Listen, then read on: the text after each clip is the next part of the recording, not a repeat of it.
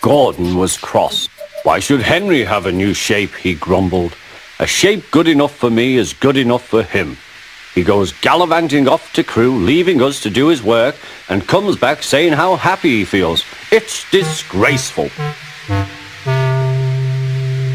And there's another thing. Henry whistles too much. No respectable engine ever whistles loudly at stations.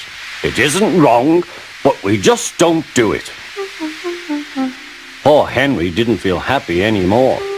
Never mind, whispered Percy. I'm glad you're home again. I like your whistling. Goodbye, Henry, called Gordon. We're glad to have you with us again, but remember what I said.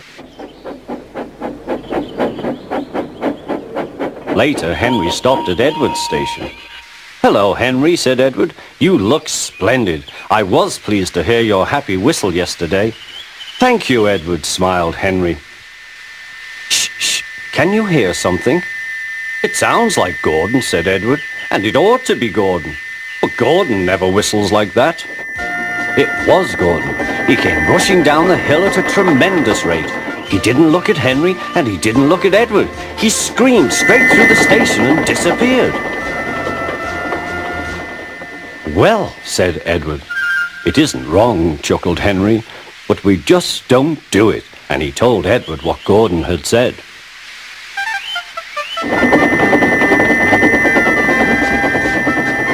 Meanwhile, Gordon screeched along the line. The noise was awful.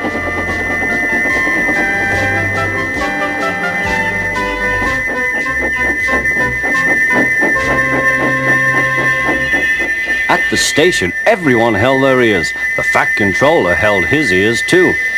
Take him away, he bellowed, and stop that noise! Gordon puffed sadly away, but he wouldn't stop whistling until two fitters climbed up and knocked his whistle valve in place. That night, Gordon slunk into the shed. He was glad it was empty. It isn't wrong, murmured Henry to no one in particular, but we just don't do it. No one mentioned whistles. Next morning, Henry was enjoying himself enormously. I feel so well, he sang. Trickety-trock, hummed his coaches. Then he saw some boys on a bridge.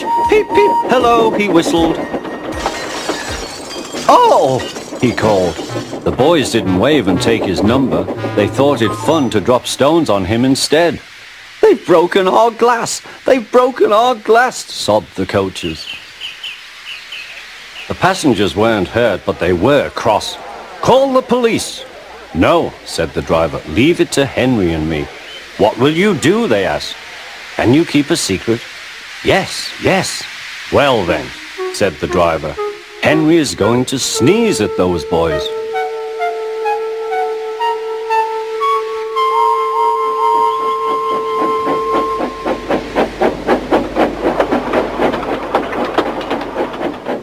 Lots of people were waiting at the station just before the bridge. They wanted to see what would happen. Henry has plenty of ashes, said the driver.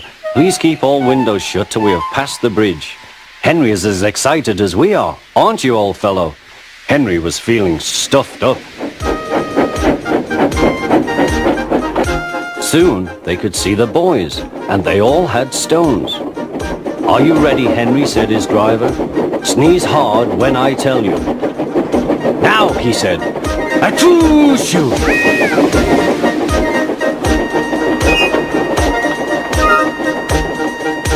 Well done, Henry, laughed his driver.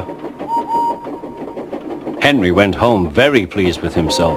He had taught Gordon and silly boys a lesson with a whistle and a sneeze.